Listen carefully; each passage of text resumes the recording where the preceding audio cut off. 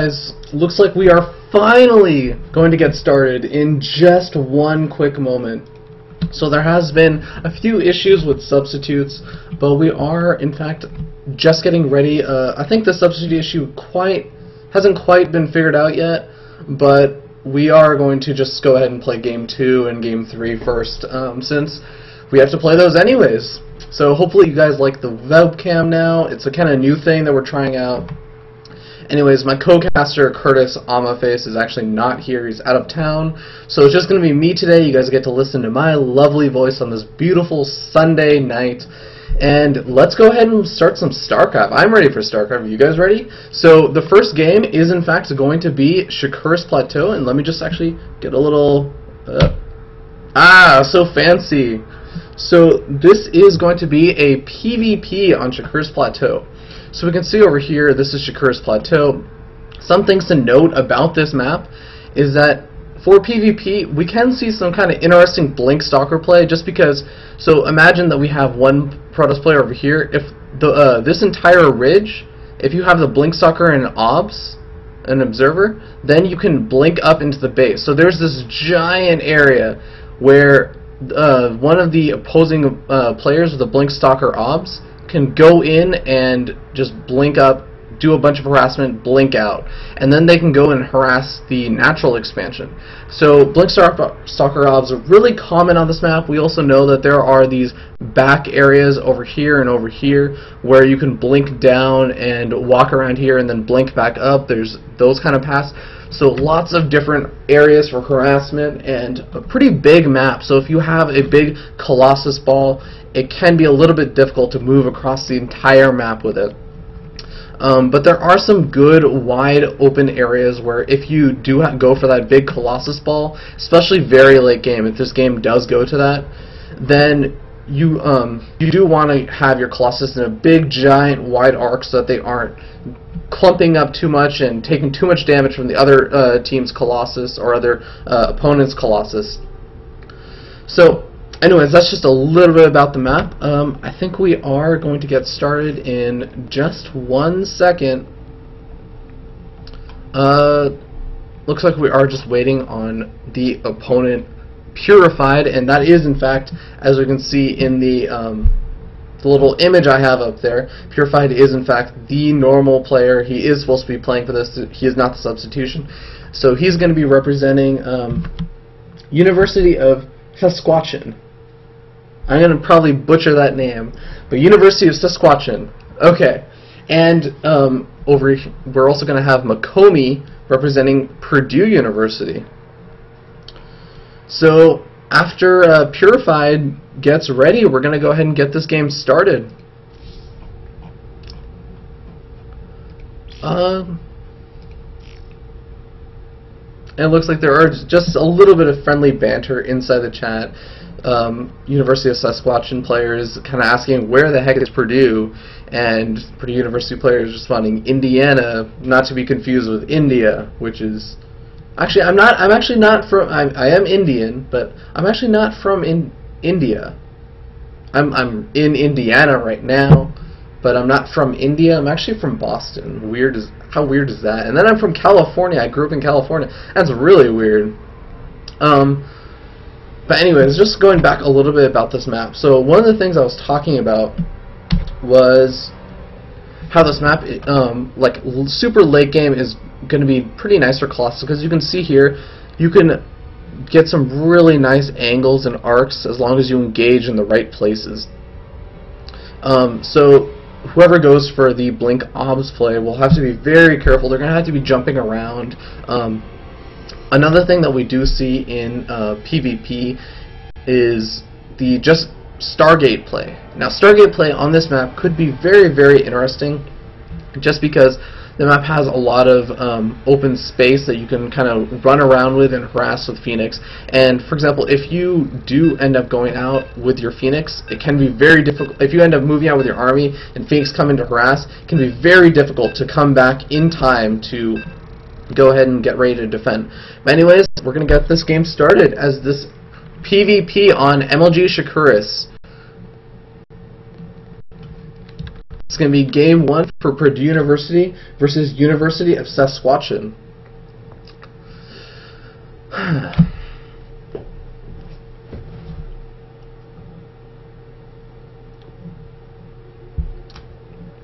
It looks like Makomi's computer is actually, in fact, made of wood, so that might affect his micro just a little bit.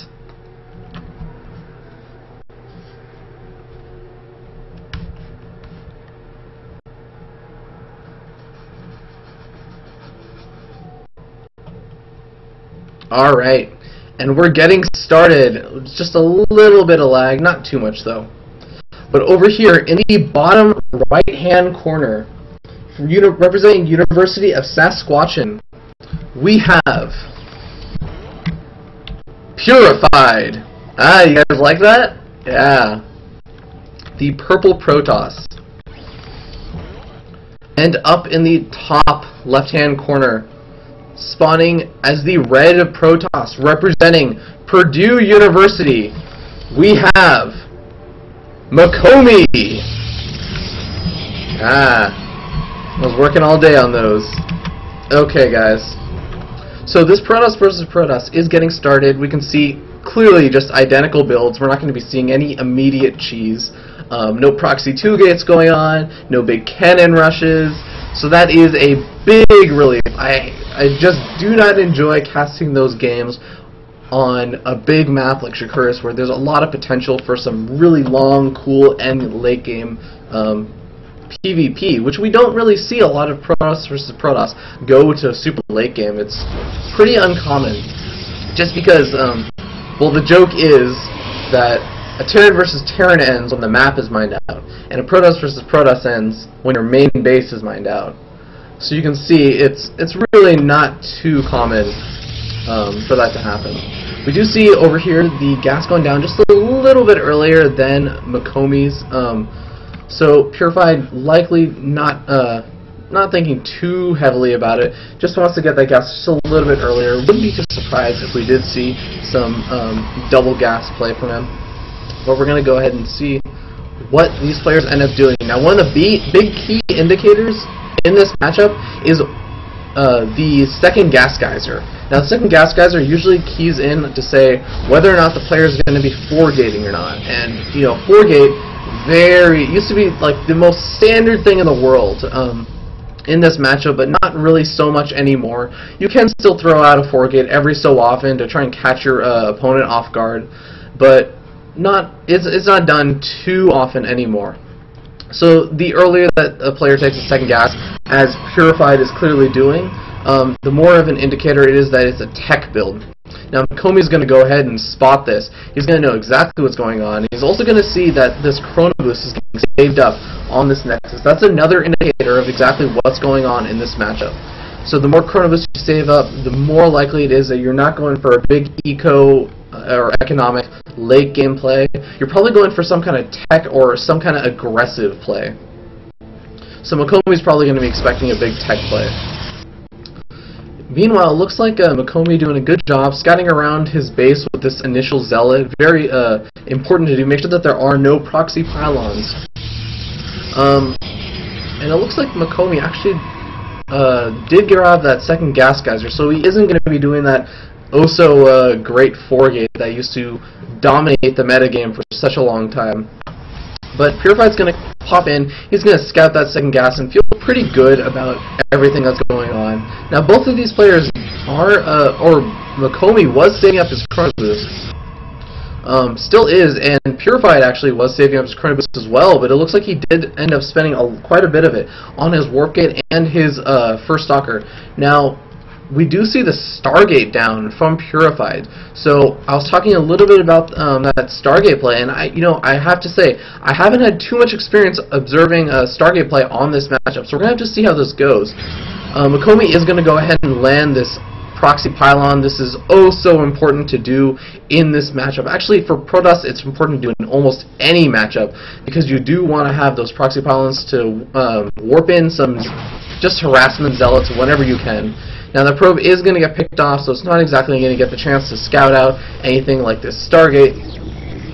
But we are going to see Makomi go ahead and throw down, looks like he's up to 3 gateways, and I wouldn't be surprised if we saw, oh, a Dark Shrine, and oh my god, this is going to cause so much trouble for our University of Saskatchewan player, Purified, as he does not have a robotics facility, doesn't have a forge, doesn't have anything, just has 2 gateways and a Stargate. We're going to have to see whether or not he does end up throwing that down. Now, this first Phoenix is going to come around, and it is going to try and probably look around, make sure that there aren't any, big proxy pylons, which, I don't know why there would be a proxy pylon over here, but he might be looking for a proxy Dark Templar shrine. I'm not entirely sure.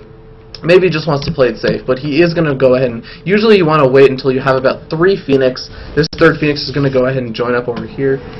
3 Phoenix is just generally a good number, because then you can pick up a good number, 3 or 4 probes, and be able to just pick them off. But, with just 2 Phoenix, you don't kill them quite fast enough. He does take a little bit of damage on that Phoenix, but not quite enough to really kill it. Now, that is going to tip off Makomi to know exactly what's going on.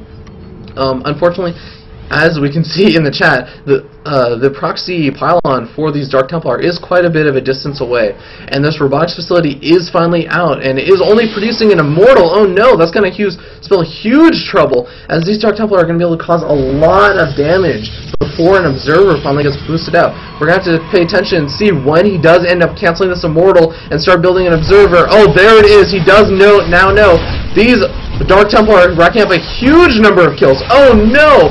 And actually, we can go over here and see in the unit loss tab. I'm trying to remember which one it is. I'm going to have to go ahead and cheat.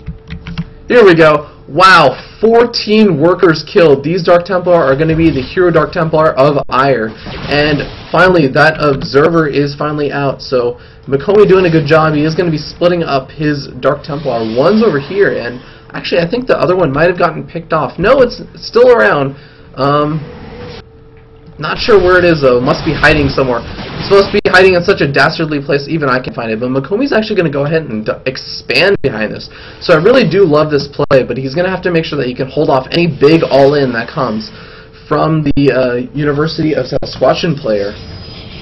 So the Phoenix are going to come over here. They are going to scout exactly what's going on. They know that Makomi is in fact going for this economic advantage. And Makomi is going to go ahead and try and hold off any big aggression that Purified is going to go ahead and try and do. These Stalkers are going to be doing a great job holding off any aggression from these Phoenix, as these Phoenix won't be able to do too much damage without taking a lot of damage. But actually, Makomi only has 2 workers on each gas geyser, and I have to wonder, that does seem like a bit of a blunder. I don't think that this is entirely intentional, as when you're going for that kind of Dark Templar tech, you really do want all the gas that you can get. So hopefully that doesn't come back to haunt him. But we can see over here in the unit counting station, 17 workers to 39 workers, a huge difference. Makomi up hugely in economy, and Purified knows it. He knows that a lot of his workers were lost, and he needs to make a comeback. He needs to put on a lot of aggression, and he is going to move across the map with a lot of zealots. We can actually see over here about 8 zealots and an immortal along with these Phoenix, and Makomi might have a little bit of trouble holding this off as long as he can get some good force fields down and traps a good number of these zealots from moving up across the map. He might be able to have a good chance of holding this, and oh no, actually not quite getting as many as he might want, but this immortal isn't going to do that much damage. A lot of damage being done from these zealots, but it looks like Makomi is going to manage to clean up with zealots of his own. These Phoenix really not doing the job that they should have been. They should have been lifting up some of those enemy zealots, but it looks like Makomi is going to start to chase them back, and Makomi actually Blink finishing now, as it looks like Blink was getting researched. So he's going to safely be able to blink away from that immortal. And you guys have to remember, every second that Purified is not breaking down Makomi's front, Makomi's economic advantage is just coming back in bigger and bigger gaps. Makomi actually now starting to get that immortal for himself, as well as an Archon. So Makomi is actually just starting to land that ideal mix that he really wants, and I'm not too sure what Purified can do. We can see Purified is down just 50 supply against almost 90 supply, and you know, there's not a whole lot that Purified's able to do at this point. You know, maybe he could try and sneak like 2 expansions, but I feel that Makomi might get tipped off and try and, you know, put on some aggression right after that. As we can see, this army just really doesn't measure up to Makomi's current standing force. So I feel like if Purified wants to come back into this, he's going to have to take a huge risk. Just sitting out here with these 2 Immortals and a couple of Zealots and some Stalkers isn't going to match up, as, you know, Makomi is getting... he does have his 1 Immortal, but it looks like Purified is going to go in. He's not actually throwing down any force fields, which is where a good portion of his army is. So Makomi actually doing the target fire on the Immortal, and that looks like it's going to do the GG. So that's actually going to put Purdue University up 1-0 for the first game. And that was actually the second game, but, you know, we are going to be waiting on that substitute player. So just give me a second, I'll update the scoreboard. There we go. Alrighty, so that was going to be game number 1/game number 2. So the next game that we should be expecting, I think it'll either be the 2s game, or it'll end up being the TVZ on MLG Dual Site, or the 2s game on Kadirian Depths. So we're going to have to go ahead and find out which map they end up playing. But you know what? I'll go ahead and just show you guys the map MLG Dual Site. As I know myself, I actually forget which one Dual Site is. I actually mix it up with another MLG or GSL map quite a bit. Daybreak. Daybreak is the one that's really confusing. I always mix those 2 up. But anyways, we can go ahead and see over here. This is actually going to be oh, sorry. Looks like the game is actually going to get started really quickly. So that's good. We don't have to wait. And it looks like it's actually not even going to be Dual Site. It's actually going to be the 2v2 map. It's going to be Kadirian Depths. So we can see on this map, we do not have joined bases for the 2v2, the team players.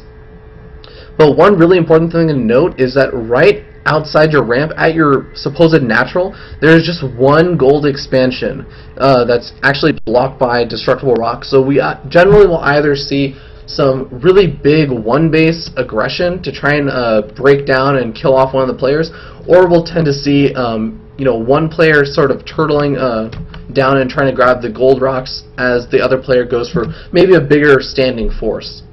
So it's going to be really interesting to see what we end up seeing from both of these players on this map. As you can see, since there's only 1 natural expansion on this map, it can be a little bit difficult for the your ally to secure a second expansion. Because we can see this expansion over here and this expansion over here, they're both super wide open, and it can be really difficult to deal with any kind of big aggression. And this matchup in particular is going to be a Protoss Terran versus a Protoss Terran. So it is going to be a mirror team matchup. And this is actually a little bit surprising, as actually in almost every 2v2 game, we generally see a Zerg, but not this time. So going to be seeing some pretty interesting plays. We might see a big 3 racks plus 4 gate pressure. We could be seeing all kinds of crazy stuff. We might even see Dark Templar again from either side.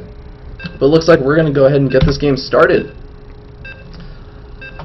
And again, the map is going to be Kadirian Depths. This is Purdue University versus University of Saskatchewan, game number 2. And this is going to be the team game for the Collegiate Starleague. So we're going to be starting this game up in the top right-hand corner with University of Saskatchewan's players, Matt Devils, spawning as the Red Protoss. Woo! And his ally is going to be the, I think it's Pink Terran. The Pink Terran. The Emulator. I actually really like that name. So those are going to be our University of Saskatchewan players.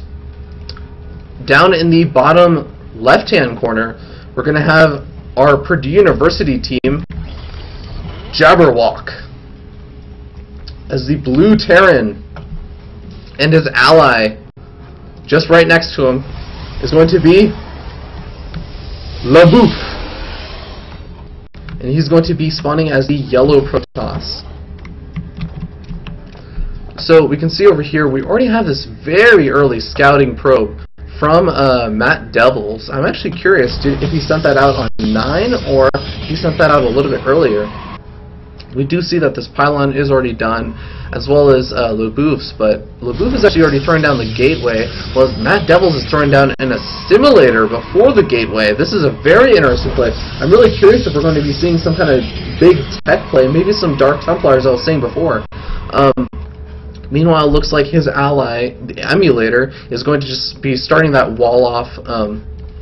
Meanwhile, his Terran counterpart from Purdue University, Jabberwock, is actually going to be opting not to wall off, deciding maybe he doesn't want to get those buildings picked off, as that is one risk, whereas the advantage of walling off is you have an easier time making sure that your opponent doesn't scout. But we do see that there is only one barracks down here, or up there, for University of Saskatchewan, whereas Jabberwock seems to be throwing down these double barracks, and that is actually a big indicator that we're going to see a lot of early aggression out of Purdue University's players. LaBouffe actually starting to even save up a little bit of Chrono Boost. Wouldn't be too surprised if we actually just saw a 2 racks plus a 4 gate. Just putting on a lot of aggression, and it's really going to come down to whether or not Matt Devils and his ally, the emulator, can hold off the big aggression. And it looks like I'm actually getting a Skype call, but we're going to go ahead and ignore that. Oh no. And it looks like the emulator going for the factory, probably going to try and get out some siege tanks. So that is definitely going to go ahead and help out his defensive position. But it's going to depend on whether or not he can get out those siege tanks in time, along with getting out siege mode. Looks like Matt Devil's doing a great job scouting around the rims of his base. Wants to make sure there is no big proxy going on. Wants to make sure there's no cannons or any proxy pylons. Oh, that's such an easy way to lose the game, and it can be so frustrating. Meanwhile, it does look like LaBouffe going to go ahead and grab this watchtower, giving his team a good, solid vision of at least a little bit of the map. Make sure he has some map control. Matt Devils is going to go ahead and poke in with this probe, and it looks like LaBouffe actually not going for that 4-gate, going to be throwing down that robotics facility, which Matt Devils did go ahead and see. So he is going to know exactly what's going on for on LaBouffe's side. But as far as I know, I don't think that Jabberwock is scouted out at all. No, it doesn't look like it. Jabberwock actually going to be going for the reactor and tech lab. Wouldn't be too surprised if we saw another reactor on this barracks over here, just pumping out a huge number of Marines along with some Marauders, maybe getting the combat shields out as well. And looks like I'm definitely expecting a big one base pressure build from the Purdue University players, whereas it looks like the emulator and Matt Devils are both going for a bit of a tech build. Stargate, ooh, that's a very, very interesting tech choice. So I'm very curious if we're going to be seeing Void Razor Phoenix, Void Razor Phoenix, Void Razor Phoenix. It's a Phoenix, guys. So that's going to be very interesting. So one thing that this could end up being is this Phoenix could be trying to lift up any of the incoming Immortals that would be coming out, but it looks like for now it's just going to be an observer. LaBouffe might have been a little bit wary seeing that early gas geyser. Actually, no, LaBouffe doesn't even know that there is that second gas geyser down. So he might just be getting that observer just to be cautious, wants to make sure that he doesn't have to deal with any cloak Banshee, which it does look like there is a Banshee on the way, but not a cloak Banshee. You know, it looks like both teams are knocking down these destructible rocks just to get those gold minerals up and running. I'm very curious. It looks like on both teams the Terran are going to be taking down or taking that gold mineral base. And actually, excuse me for just 1 second. I'm going to go ahead and exit Skype, as this is going to be a little bit distracting. There we go. No more interruptions, guys. You have all of my attention. It looks like the Phoenix are coming around in, and they are going to get chased off by these very well-positioned stalkers from LaBouffe. I'm actually curious if he did see that with that probe that was originally over there. But these Phoenix are not going to be able to do too much damage for now. They are going to continue to poke around. But Jabberwock a little bit late on landing this command center at the gold, whereas it looks like, oh wow, Matt Devil's actually being the one that's taking the gold minerals on his team, despite this command center already being finished. I actually question that decision, as I do feel that the Terran can really make use of the gold minerals a little bit better than the Protoss, at least for now, just because of these amazing things we'd like to call mules. But it looks like we do see some Banshee harass over here. There is no cloak over here, so he is taking quite a bit of damage. But now we do see a bit of double-pronged aggression from both sides. The Phoenix on one side and the Banshee on the other. But the Banshee has to be very careful. It's very low on health, as well as these Phoenix have to be very careful. But they've done a great job chasing LeBouf out of position with his Stalkers. But it looks like they don't actually have that much energy. They only have enough energy for 2 lifts. They might be able to lift up this Immortal, but no. Looks like the Stalkers are going to chase them away. Meanwhile, I don't actually see the Banshee anymore. I get the feeling that it might have actually died. A little bit of... Oh, nope, there it is. Very well-controlled Banshee. Actually up to 5 kills. But oh no, just as I say that, it looks like it's going to get picked off by LeBouf's Warp-In. And looks like LeBouf and Jabberwock are going to use that as a good time to just move out and put on some big aggression. Finally, Jabberwock using those mules at that gold base, and meanwhile LeBouf is also going to try and expand. So we're going to have to see if these Siege Tanks can hold off the push. Oh my god, these Siege Tanks doing huge amounts of damage to these Marines and the Immortals. But it looks like, wow, the Marines doing so much damage, and I'm not sure what the University of Saskatchewan players can do at this point. It looks like they lost a huge number of units. Those Siege Tanks might have been better positioned, maybe a little bit further back. But for now, it looks like these Marines are just going to be able to come in and possibly even take down all these probes, or at least the expansion, giving a good stand. It looks like they're definitely going to take out all of these probes. These probes doing a good bit of damage to these Marines, but it's really just not going to be enough. Meanwhile, the LeBouf's Immortals coming in and wrecking all of the tech structures for the emulator. It looks like that's actually going to be game, as University of Saskatchewan is going to tap out. So a pretty fast game there for game number 2 as the team game. We did see a not super all-in-ish build, as we did see that both players, or both teams, were actually expanding behind all of that aggression and defense. But I think University of Saskatchewan's players maybe just had their units just a little bit out of position. I feel like those Siege Tanks could have done a lot more good if they had, for example, focused down the Marines instead of the Immortals. I think that the target fire was not exactly being put down efficiently. So if they had instead, you had, I think, about 3 or 4 Siege Tanks there, they would have been able to decimate the Marine force. That would have really cut down on the DPS. But unfortunately, those Siege Tanks were a little bit out in the open. They didn't really have anything to defend them, so they were taken out quite fast, and that ended up netting a pretty easy win for Purdue University's players after that. I'm actually going to go ahead and update the score now.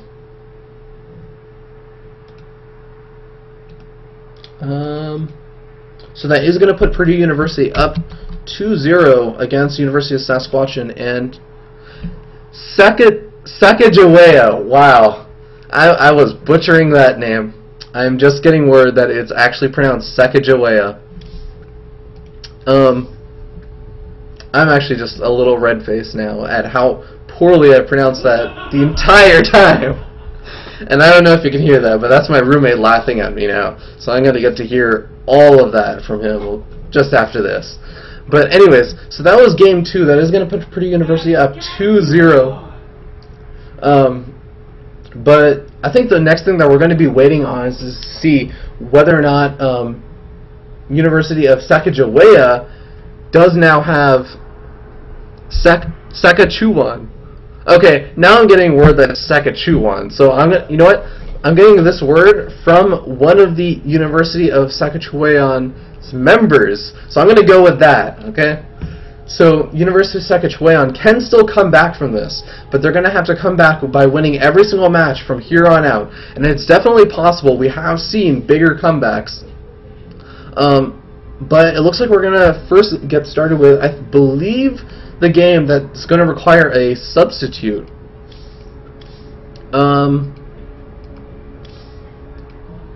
So we're going to go ahead and find out exactly what's going on first. But anyways, let's go back to what I was originally doing actually just before that game, which was showing you the map of MLG Dual Site. Not to be confused with Daybreak. And here we go. So MLG Dual Site is actually a map that I'm not a huge fan of, but I do, in my opinion, I'm actually just a Protoss player, so don't value it too high in terms of this matchup, as it is going to be a Zerg versus Terran. But this map is pretty wide open, and I do feel that Zerg have a pretty fun time on this match, as you can see here. So imagine that the Zerg is spawning over here and the Terran's over here. The Zerg gets to expand really in a wide arc, and that is going to let him expand really far away. So that means that if Terran wants to try and shut down some of Zerg's far out naturals, or the third or the fourth or fifth, he's going to have to walk all the way down over here and come this way, and that's going to really open the Zerg to do some kind of counterattacks. At the same time, that also means that Terran has a bit of a distance to go if he goes past 3 base. So if he wants to try and defend a fourth, he has to take a fourth over here or maybe over here. But that means he has to try and control the center. It becomes a really iffy game just because Zerg has so many great counterattack paths. So I really do feel that Zerg might have an easier time in this match. Saskatchewan, okay, right. And it looks like, oops, sorry. Looks like we are going to go ahead and start getting the game up. The game is getting, actually, looks like we're actually going to be playing MLG Metalopolis first, guys. So it's going to be game 4/game 3. So I'm not entirely sure how this is going to work out, but this is going to be a Terran versus Terran. And, I actually didn't switch over to my view. There we go. Oh, sorry, Terran versus Zerg. Terran versus Zerg. I think this is supposed to be a Zerg versus Zerg. Anyways, let's go ahead and just take a look at the map, assuming that it is a Zerg versus Zerg. So, yeah, Zerg versus Zerg.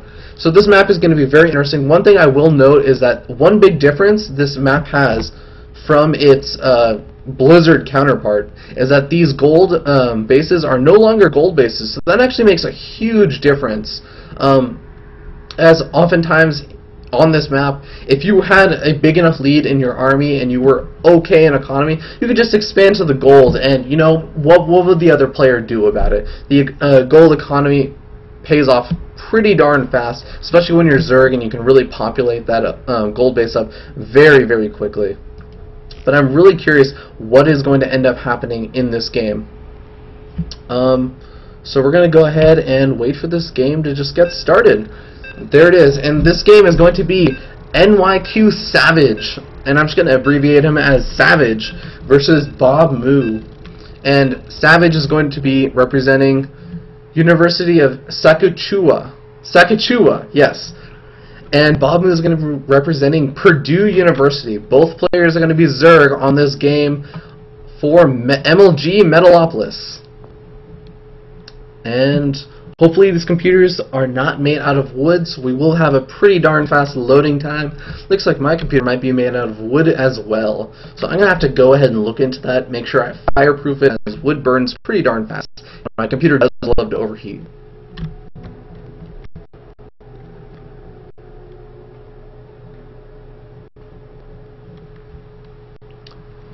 Alright, we have in the, looks like right position, it's going to be Bob Moo representing Purdue University, and I'm completely botching this. Bob Moo!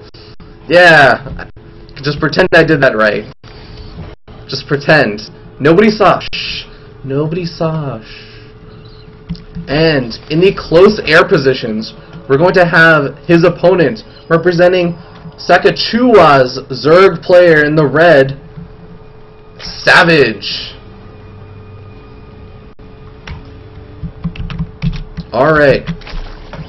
Now see, that was a beautiful intro. I think that was an absolutely beautiful intro. Now it looks like these players are actually going to go ahead and already notice that they are in fact in close air positions. Now one of the jokes about Zerg versus Zerg is that it is the matchup of infinite sight, in that these overlords basically just get to sit around wherever they want for a good while before anyone actually ever sees, or before anyone actually ever gets the units that can actually hit the overlords and chase them out, such as the Queen. And you know, one thing that does mean is that both of these players, because they scouted each other almost immediately, is they're going to get to see exactly when the other person decides to take an expansion or a spawning pool. So it looks like Savage is actually going to go ahead and throw down his expansion on 15. We do see that, in fact, Bobmu opting to go for the spawning pool first. So what this means is that Bobmu is going to try and put on much more aggression. And it's going to be up to Savage to try and hold off the aggression. And if he can hold off the aggression without losing too many drones, he's going to be in a fantastic position. Also, one other thing that does come into play is the longer that Savage has this, or manages to survive, not only is his economy going to pay off, but his larva is also going to pay off. As Savage is going to have this extra expansion, he's going to be able to produce or have a lot more larva. So that means he's going to be able to produce a lot more Zerglings and or drones to help fend off or boost his economy.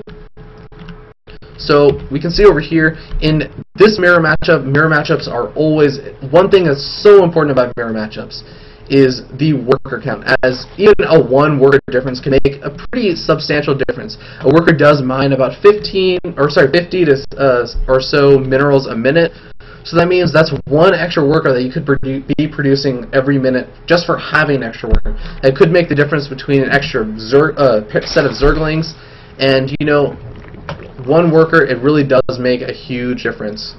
It looks like Bobmu is actually opting to get that very early speed and actually continuing to mine out of his gas geyser. So wouldn't be too surprised if he was preparing for maybe a Baneling or a Roach to play afterwards. But no, it looks like he is going to try and go ahead and get that hatchery down immediately afterwards. And it looks like the Zerglings are going to meet in the center. Bobmu actually losing one of those Zerglings, and we can see here Bobmu's Zerglings actually not doing quite as well as he must have liked, as Savage doing a great job making sure that damage is split up amongst all of his Zerglings. And one thing that's really important to note is that in these Zerglings versus Zergling battles, one of the most important things is that concave. You want a big, wide arc that comes around in a almost like a semicircle, because that means that more of your Zerglings will be attacking at the same time, and that more of your Zerglings will be able to attack immediately after one of your other Zerglings dies. So Bobmu is going to put on a little bit of aggression. He is going to force quite a few Zerglings, I imagine. But actually no, the Savage not really falling for it, making sure that he's just going to continue producing Queens and as well, a couple more drones. And Bobmu actually losing a few of these Zerglings, but I did hear some Banelings getting made. There are the Banelings. We did see that Baneling nest being popped up over here, as well as this hatchery finally being put up. And it looks like Savage is going to try and move across the map, try and do a little bit of counter-aggression, but he's going to have to be very careful, as these Banelings are going to come in, and these Queens are going to have to try and hold it off, as well as these Zerglings, but it's going to come down to whether or not Bobmu can get the big Baneling hits that he needs.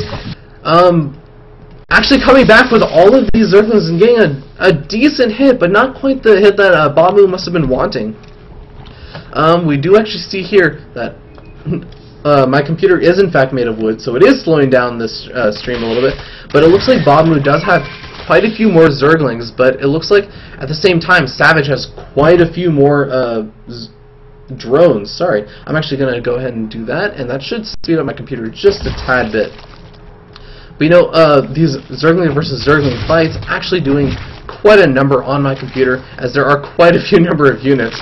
And it looks like finally Savage does have some Banelings of his own, and that's probably going to chase Bobmu right out of here. So right now, it looks like even though the drone counts are pretty even right now, I have to give the advantage to Savage, as he has had his drones a little bit longer, so that means he does have just a little bit of a better economic advantage. He also has both of the Queens that he wants. He's going to be able to get both of those larva injects up at the same time. And, ooh, actually getting a decent number of drones. I think it was about 3 drones there. But meanwhile, it looks like Bob Moo actually trying to form some more banelings, but at the moment he is actually supply block and not producing, actually just getting on supply block. Now does not need to produce any overlords for just a little while, but I'm a little bit worried that Bob Moo is falling a little bit behind right now.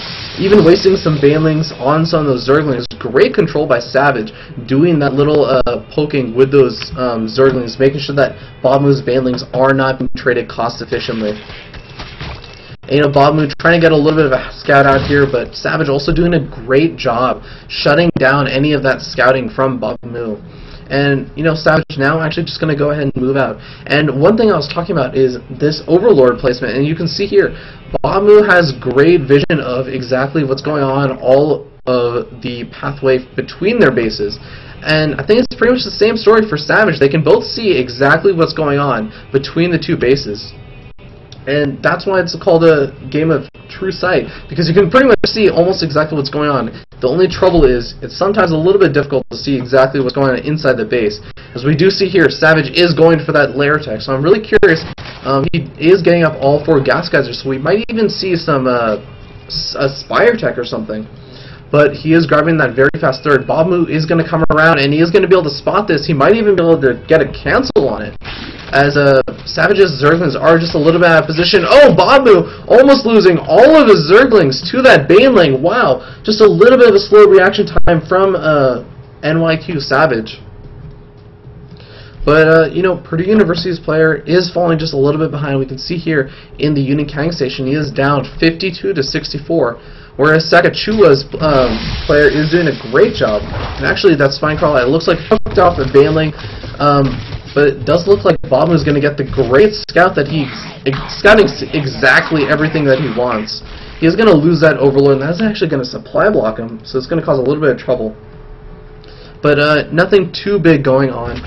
This third ended up not actually getting canceled. So good save from Savage. And it looks like Bob Moo is actually going to have his expansion just a little bit delayed.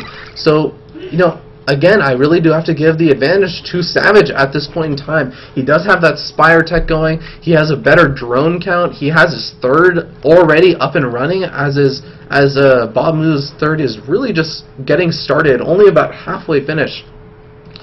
So Bob Moo is really going to have to try and make something happen here. Bob Moo does have that lair finally finished, and he does have some roaches being produced. I'm actually curious, does Savage even have a roach warren? No, it doesn't look like it. So Bob Moo might be able to do a good amount of damage if he can pump out enough roaches in time. But it doesn't look like he's able to put on too much aggression once the Spire pops. As Bob Moo actually only has, what, 2 queens. Oh no, that's actually going to spell disaster. Well, he does actually have this infestation pit, so this could work out, but he is not in fact producing any infestors as of right now. One thing that Zerg players like to do is they like to start researching this infestor energy, and you start building the infestors to time out so that they finish right around the time that your infestor energy ends, or starts, sorry, right around the time that your infestor energy finishes, so that your infestors will pop out with just enough energy for fungal. So he's going to have these 5 infestors finishing up, and it looks like we don't actually see any we do see 10 Mutalisks just sitting, and I actually really dislike that decision. He could have done a little bit of damage if he had just put on a little bit of aggression a little bit earlier, but it looks like these infestors are just going to pop right around in time, and if Bob Moo reacts in time, he might be actually be able to get a great fungal off on all of these Mutalisks, and Savage is going to have to be really careful. One thing about Mutalisks is that they can put on some great harassment. They can really keep your opponent pinned to their base, but you have to be really careful about a fungal like that, as long as Bob Moo does not mess up these chains on the fungals, he can do a lot of damage. These Mutalisks all in the orange, as my co-caster Curtis Amaface likes to say, these Mutalisks are all pumpkin Mutalisks, and they're all just going to be sitting at orange health. Not too happy about that. Now it looks like Bob is going to try and put on some aggression with these roaches, but he's going to have to turn away, as he does not really have his infestors with him. He's not going to be able to really deal with these Mutalisks. We do see additional Mutalisks getting pumped out from Savage, as well as that roach horn finally having finished. He is going to start producing some roaches of his own.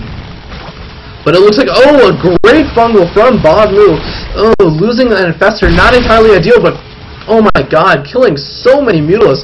We can see, I think he got about like 5 or 6 Mutalisks, so that is going to dwindle the Mutalisk count just a bit.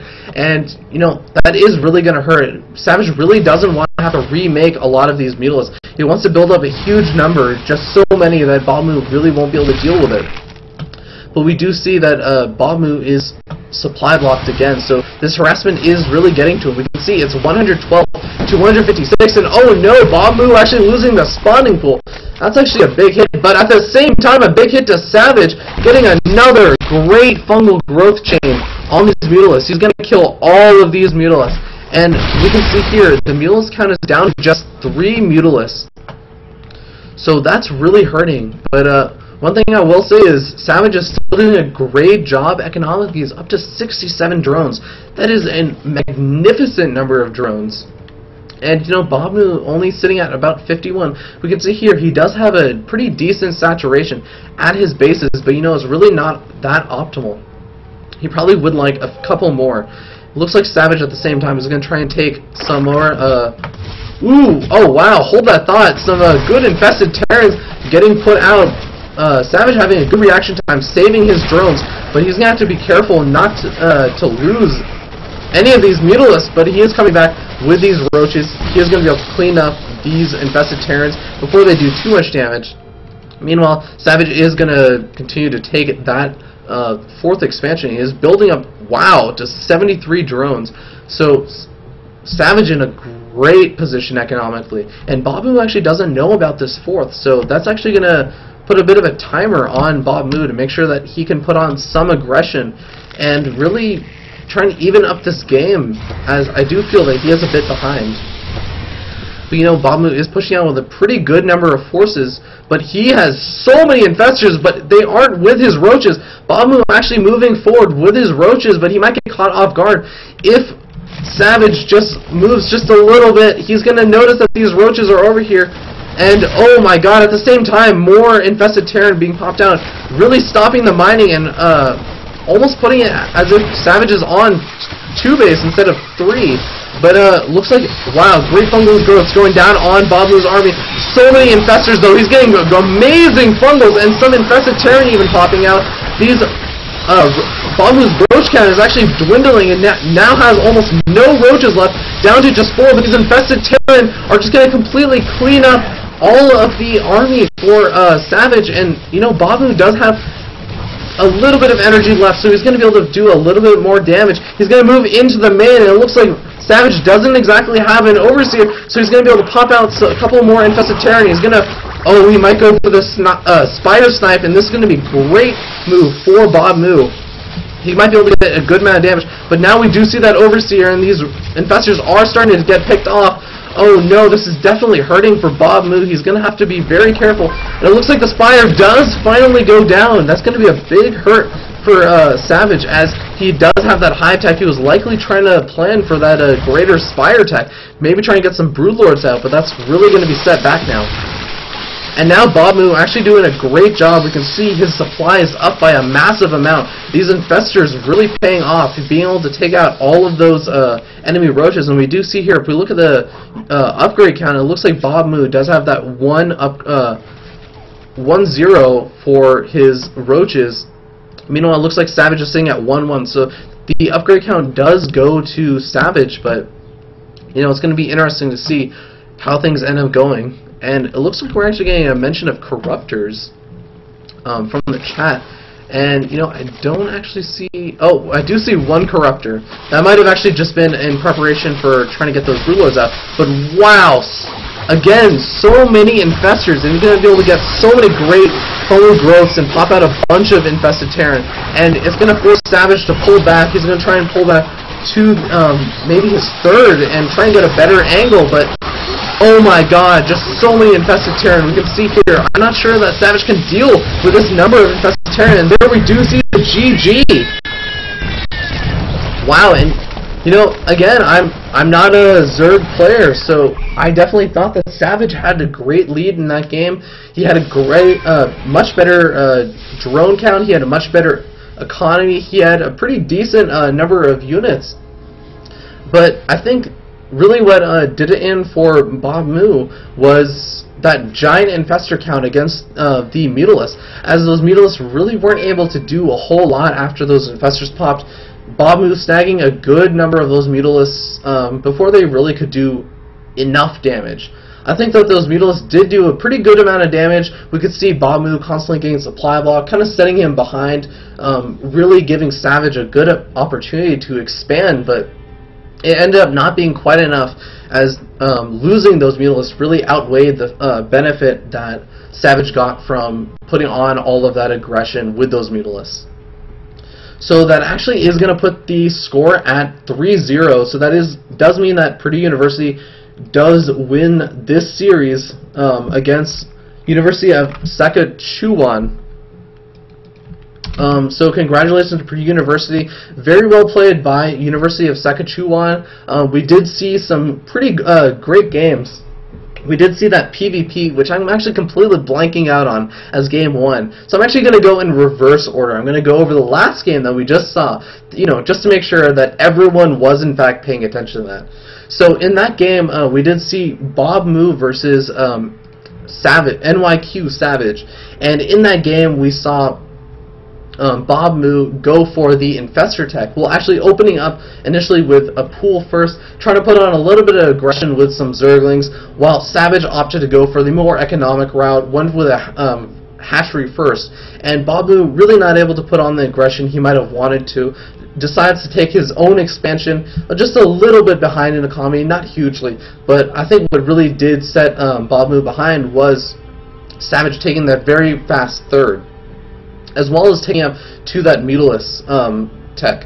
And once that Savage had that Mutalisk tech, he was able to put on a good amount of pressure on Bob Moo, but Bob Moo definitely reacted by teching to the Infestor tech, getting a huge number of Infestors, and along with the Infestors and the Roaches, was able to do a lot of aggression with just burrowed Infestors, throwing out a lot of infested Terrans, and really just being able to put on a lot of aggression of his own, and eventually securing the win against Savage with that huge Infestor count, along with some Roaches to back up. And I really have to say, the Infested Terran are definitely the hero unit in that game.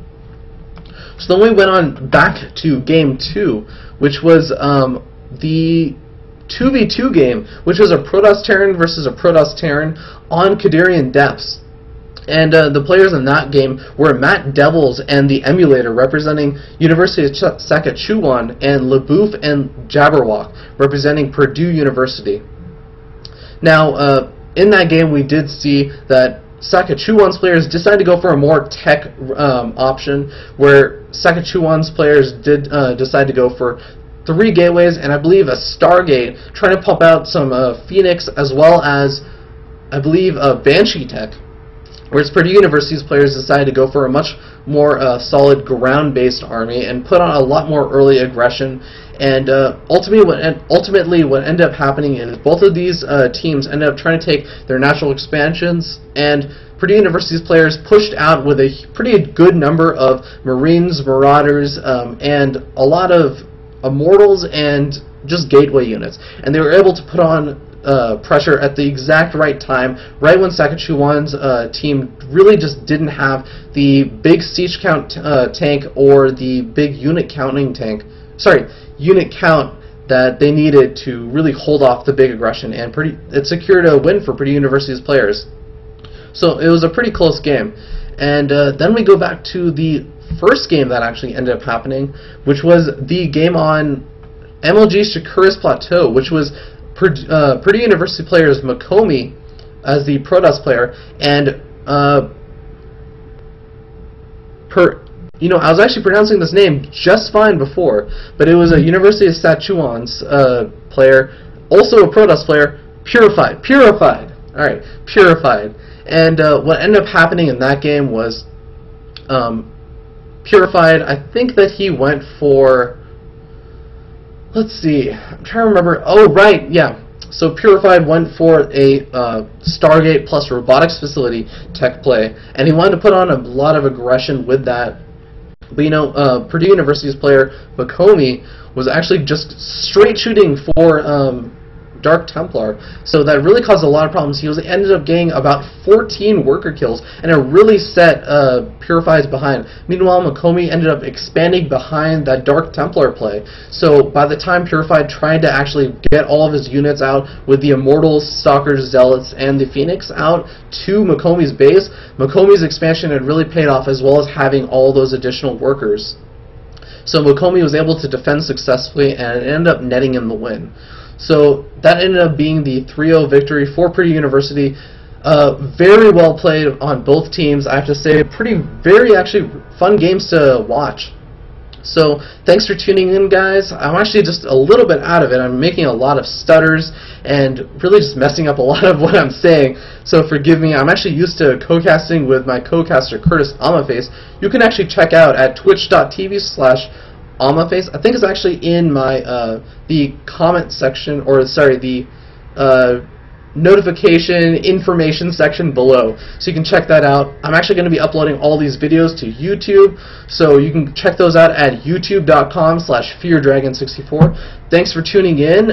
Thanks to all the players who were playing today, and I'll see you guys next time. Hopefully you enjoyed it, and enjoy your Sunday. School is starting tomorrow. Don't let it get you down, though. There's still good, 12 or 13 hours. You can stay up all night and play some games. Yeah, I know you want to, so go ahead and do that. It's fine. It's fine. I won't tell anyone.